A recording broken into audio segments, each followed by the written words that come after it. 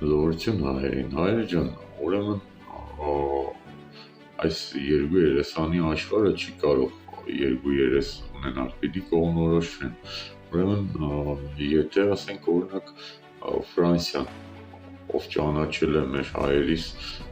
գենոցիդը, ցեղասպանությունը ոչ միայն Արևմտյան Հայաստանում, այլ նաև Բաքվում, Սումգայիթում, Նախիջևանում, այսինքն Արցախում, եւ դադապարտել է եւ Թուրքիի կատարած ոչռագործությունը եւ Խազերում կատարած ոչռագործությունը,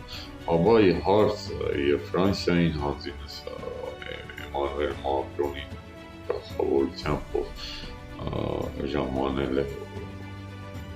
մեր երկիր որպես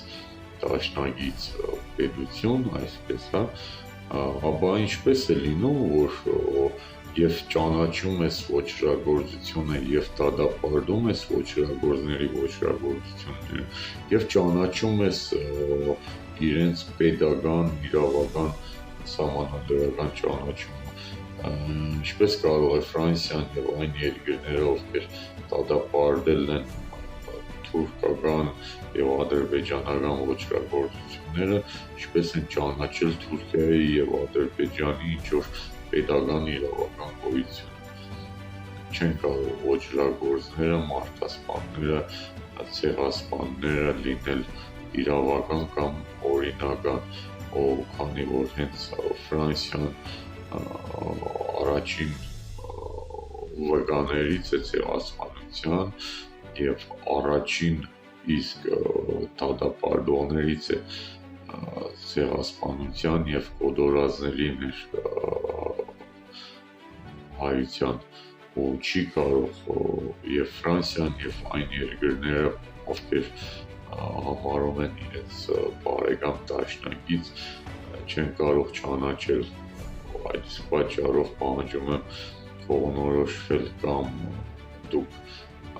Եվրոխորհրդարանում այս հարցը քննարկում եք եւ զրկում եք սահմանադրական իրավունքից թուրք-ադրբեջանական հանցավոր կազմակերպություններին,